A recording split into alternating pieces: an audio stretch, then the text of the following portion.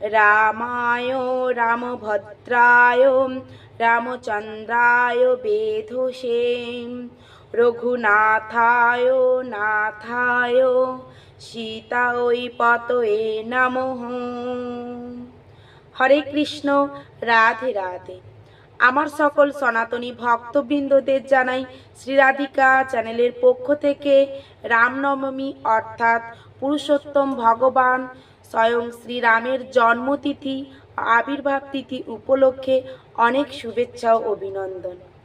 ভক্তবৃন্দ, আজকের এই ভিডিও থেকে আমরা জেনে নেব 2025 সালে শ্রী শ্রী রামনবমী তিথি কবে পড়েছে, এই রামনবমী তিথির মাহাত্ম্য বা কী, এই দিন কিভাবে আপনারা শ্রীরামের পুজো করবেন, শ্রী শ্রী রাম মন্ত্র কী, মানে রামের প্রণাম মন্ত্র কী, অর্ঘ্য মন্ত্র কী, আপনারা এই দিন কতক্ষণ পর্যন্ত উপবাস করবেন, তা সব কিছুই আমরা আজকের ভিডিও থেকে জেনে নেব।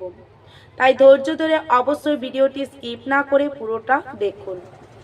প্রথমত বলি যে এবছর অর্থাৎ 2025 সালে শ্রী শ্রী রামনবমী তিথি অর্থাৎ এই ভগবান পুরুষোত্তম স্বয়ং শ্রীরামের আবির্ভাব তিথি পড়েছে 6 এপ্রিল রবিবার, উদযাপিত হবে 6 এপ্রিল রবিবার। প্রতি বছর চৈত্র মাসের শুক্লপক্ষের নবমী তিথিতে উদযাপিত হয়ে থাকে এই রামনবমী তিথি। সেইরূপ এই বছর রামনবমী তিথি পড়েছে রবিবার 6 এপ্রিল। রামনবমী ব্রত অর্থাৎ শ্রী রামচন্দ্রের আবির্ভাব তিথি ব্রত আমরা কিভাবে পালন করব? মর্যাদা পুরুষোত্তম ভগবান শ্রী রামচন্দ্র যেহেতু মধ্যকালে বা মধ্যাহ্নকালে দিবাকালে তিনি আবির্ভূত হয়েছিলেন, তাই এই দিন অর্ধ দিবস পর্যন্ত আমাদেরকে উপবাস করতে হয় বা ব্রত পালন করতে হয়। কোনো ভক্ত চাইলে অবশ্যই পূর্ণ দিবস পর্যন্ত এই ব্রত রাখতে পারেন। তবে এখন আমরা ব্রত কিভাবে পালন করব তা জেনে নেওয়ার পূর্বে আমরা এই রামনবমী ব্রত মাহাত্ম্য কি, কেন এত বড় এই তিথি মাহাত্ম্যপূর্ণ তা জেনে নিই। রামনবমী তিথি বাল্মীকি রামায়ণ এছাড়াও অগস্ত্য সংহিতায় উল্লেখ আছে যে চৈত্র মাসের শুক্লপক্ষের নবমী তিথি পূর্ণবসু নক্ষত্রে মধ্যাহ্নকালে ভগবান শ্রী রামচন্দ্র আবির্ভূত হয়েছিলেন। তাহলে কোন নক্ষত্রে? পূর্ণবসু নক্ষত্রে। অগস্ত্য সংহিতায় আরও উল্লেখ আছে যে এই রামনবমী ব্রত কিন্তু কোটি সূর্যগ্রহণ অপেক্ষা অধিকতর শ্রেষ্ঠ। মানে আমরা তো সূর্যগ্রহণ চন্দ্রগ্রহণ অবশ্যই পালন করে থাকি, কি কি বিধি নিষেধ থাকে তা আমরা পালন করি, কিন্তু এই রামনবমী ব্রত একটি পালন তার যে পুণ্য তা কোটি সূর্যগ্রহণ চন্দ্রগ্রহণ করার থেকেও অপেক্ষাকৃত কিন্তু শ্রেষ্ঠতর। আরও বলা আছে যে কোনো মূঢ়মতি মানব যদি রামনবমী ব্রত না করে তাহলে তাকে কিন্তু কুম্ভীপাক নরকে পূজ্যমান হতে হয়। এখানে পূজ্যমান কথার অর্থ কুম্ভীপাক নরকে, মানে কুম্ভীপাক নরকের শাস্তি তাকে ভোগ করতে হয়। অগস্ত্য সংহিতায় আরও উল্লেখ রয়েছে যে যে ব্যক্তি রামনবমী ব্রত ভক্তি শ্রদ্ধা সহকারে পালন করে সে ব্যক্তির আর কিন্তু মাতৃজঠরে পুনর্জন্ম হয় না। এইভাবে ভববন্ধন থেকে তার কিন্তু মুক্তি ঘটে। তিনি ভগবান শ্রীরামের চিন্ময় ধামে উন্নীত হন। তিনি শ্রীরামচন্দ্রের প্রিয় হতে পারেন। হরিভক্তি বিলাসে রামনবমী ব্রত উপলক্ষে উল্লিখিত রয়েছে যে চৈত্র মাসের শুক্লপক্ষের নবমী তিথিতে পূর্ণবসু নক্ষত্রে কিন্তু দশরথ ও কৌশল্যার পুত্ররূপে ভগবান শ্রী রামচন্দ্র মধ্যাহ্নকালে তিনি আবির্ভূত হয়েছিলেন।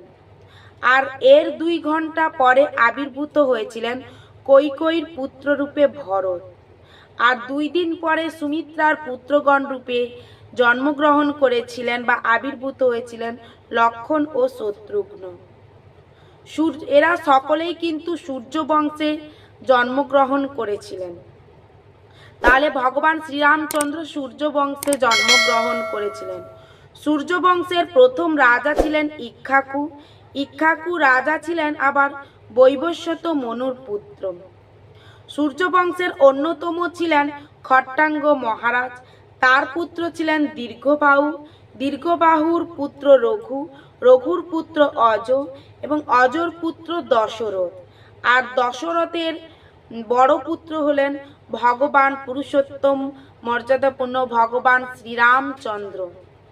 অনেকে পুরুষোত্তম ভগবান শ্রীরামচন্দ্রের মহিমা বুঝতে পারেন না, তাই তিনি বলে থাকেন অনেকে যে তিনি যেহেতু সূর্য বংশে জন্মগ্রহণ করেছিলেন তিনি মহামানব রূপে, কিন্তু না, তিনি হচ্ছেন ভগবান নারায়ণ। বিষ্ণু তত্ত্ব, রাম, লক্ষ্মণ, ভরত ও শত্রুঘ্ন এই চতুর্ধামই কিন্তু বিষ্ণু তত্ত্বের অধিকারী। শ্রীমদ্ ভাগবতের আবার নবম স্কন্ধে ভগবান শ্রীরামচন্দ্রের আবির্ভাব সম্পর্কে বলা হয়েছে যে তস্যে অপি ভগবানেষু সাক্ষাৎ ব্রহ্মময় হরি। মানে কি, তিনি সাক্ষাৎ ব্রহ্মময় হরি। দেবতাদের প্রার্থনায় অভিভূত হয়ে সাক্ষাৎ ব্রহ্মময় হরি শ্রীহরির অংশরূপে আবির্ভূত হয়েছিলেন এই চতুর্ধাম মানে চতুর্নাম রাম, লক্ষ্মণ, ভরত, শত্রুঘ্ন। এইভাবে ভগবান চার মূর্তিতে কিন্তু দশরথের পুত্ররূপে আবির্ভূত হয়েছিলেন। ভগবান যুগে যুগে বিভিন্ন অবতার রূপে এই ধরাধামে তিনি আবির্ভূত হয়েছেন। তাই আমরা গীতা শ্লোকে পাঠ করি, ইয়দা ইয়দা হি ধর্মস্য গ্লানির্ভবতি ভারত অভ্যুত্থানং অধর্মস্য তদাত্মানং সৃজম্যহম। মানে কি, যখন যেখানে যদা যদা হি ধর্মস্য, যখন যেখানে ধর্মের গ্লানি ঘটেছে, অধর্মের অভ্যুত্থান ঘটেছে মানে উৎপত্তি ঘটেছে, তখনই ভগবান সাধুদেরকে উদ্ধার করার জন্য, অসাধু ব্যক্তিদেরকে নিধন করার জন্য তিনি যুগে যুগে বিভিন্ন অবতার রূপে তিনি আবির্ভূত হয়েছেন। ব্রহ্ম সংহিতায় ব্রহ্মাজি আবার উল্লেখ করেছেন যে রামাদি মূর্তি বিশেষত কারণে বিভিন্ন অংশে কিন্তু আবির্ভূত হয়েছেন। শ্রী শ্রী রামজির এই ব্রত, এই রামনবমী তিথিতে আমাদের প্রত্যেকটি সনাতনীকে অবশ্যই পালন করা উচিত। তার জন্য আমরা তো প্রথমেই বললাম যে যেহেতু তিনি মধ্যাহ্নকালে জন্মগ্রহণ করেছিলেন, আবির্ভূত হয়েছিলেন, তাই অবশ্যই আমরা সকলে অর্ধ দিবস পর্যন্ত ব্রত রেখে আমরা গ্রহণ করতে পারি, মানে নিরামিষ অন্ন কিন্তু গ্রহণ করতে পারি। তবে অবশ্যই আপনারা চাইলে পূর্ণ দিবস পালন করতে পারেন। এক্ষেত্রে বলি, আমরা সকলে যেমনভাবে একাদশী ব্রত পালন করে থাকি, সেই রকমভাবে যেমনভাবে একাদশীর পূর্বদিন নিরামিষ আহার গ্রহণ করে থাকি, সেই রকম রামনবমীর পূর্বদিনও আমাদের নিরামিষ আহার গ্রহণ করতে হবে। এবং রামনবমী তিথির দিন সকালে ভোগ আরতি, মানে আমাদেরকে আরতি করে, প্রথমে আমরা সকলেই জানি যে আমরা ব্রহ্ম মুহূর্তে উঠে স্নান সেরে শুদ্ধ বস্ত্র পরিধান করে তারপর ভগবানকে আমরা আরতি প্রদান করব। তারপর আপনারা অবশ্যই এই দিন শ্রীরামচন্দ্র, মা সীতা এবং লক্ষ্মণ সহিত যে বিগ্রহ অনেকের বাড়িতেই থেকে থাকেন, তবে আপনারা পারলে বিগ্রহ আপনারা অভিষেক করাতে পারেন, বা কেউ না পারলে অবশ্যই আপনারা অভিষেক দর্শন করবেন বিভিন্ন মন্দিরে। যাই হোক, এই দিন বিভিন্ন পুষ্পাভিষেক, বিভিন্ন ফলের রস দ্বারা মানে দুধ, দই, ঘৃত, মধু, শর্করা ইত্যাদি দ্বারা আপনারা অবশ্যই বিগ্রহকে অভিষেক করাতে পারেন। আর এই দিন অবশ্যই বেশি বেশি করে শ্রী রামচন্দ্রের যে আমরা শত নাম রয়েছে তা পাঠ করবেন, অষ্টশত নাম, বিভিন্ন বাল্মীকি রচিত রামচন্দ্রের জন্ম কাহিনী, লীলা কাহিনী অবশ্যই পাঠ করবেন। গীতা, বিভিন্ন ধরনের শ্রী রামচন্দ্রের লীলাময় লীলা, মানে বিভিন্ন বই আপনারা অবশ্যই পাঠ করবেন। এরপর আমরা জানবো যে এই দিন যে আমরা পুষ্পাঞ্জলি প্রদান করব শ্রী রামচন্দ্রের কাছে, এই পুষ্পাঞ্জলি প্রদানের কি কি নিয়ম রয়েছে। পুষ্পাঞ্জলি প্রদানের মন্ত্র, পুষ্পাঞ্জলি প্রদানের জন্য অবশ্যই আপনারা হাতে ফুল নিয়ে প্রথমে আপনাদের গুরু প্রণাম মন্ত্র, গুরুকে প্রণাম করে নেবেন। গুরু প্রণাম মন্ত্র যথাযথ যে যার গুরু অনুযায়ী আপনারা প্রণাম করবেন। তারপর রামজির প্রণাম মন্ত্র পাঠ করবেন। প্রণাম মন্ত্র হচ্ছে রামায় রামভদ্রায় রামচন্দ্রায় বেধসে রঘুনাথায় নাথায় সীতায় পতয়ে নমঃ।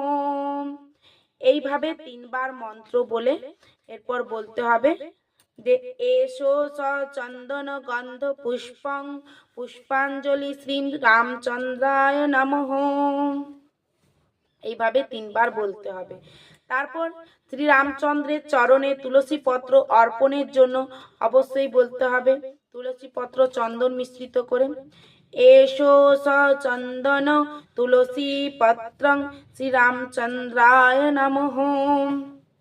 তারপর অবশ্যই অর্ঘ্য মন্ত্র পারলে অর্ঘ্য প্রদান করবেন। অর্ঘ্য প্রদানের জন্য অবশ্যই শঙ্খে বিশুদ্ধ জল তুলসী পত্র দিয়ে এরপর বিশেষ একটা পাত্রে ফেলবেন। আর অর্ঘ্য প্রদান মন্ত্র কি দশানন অবদর্থায় ধর্ম সংস্থাপনায় চ দানবানং বিনাশায় দৈত্যানাং নিধনায় চ পরিত্রাণায় সাধুনাং জাতরামং স্বয়ং হরিম গৃহানর্ঘং ময়া দত্তং ভ্রাতৃভিঃ সহিত নঘ। এইভাবে অর্ঘ্য প্রদান করতে হবে। এর পরবর্তী ভিডিওগুলিতে আপনাদের কাছে আমি পাঠ করব শ্রী শ্রী রামচন্দ্রের অষ্টশত নাম এবং ভগবান পুরুষোত্তম শ্রী রামচন্দ্রের জন্মলীলা। তাই অবশ্যই নতুন হয়ে থাকলে এই চ্যানেলটির সঙ্গে থাকবেন, পাশে থাকবেন এবং এই ক্ষুদ্র চ্যানেলটিকে আপনার বন্ধু বান্ধব সবার সঙ্গে শেয়ার করে দিন, যাতে রামনবমীর কত বড় মাহাত্ম্য সবাই জানতে পারে। হরে কৃষ্ণ, রাধে রাধে, জয় শ্রীরাম।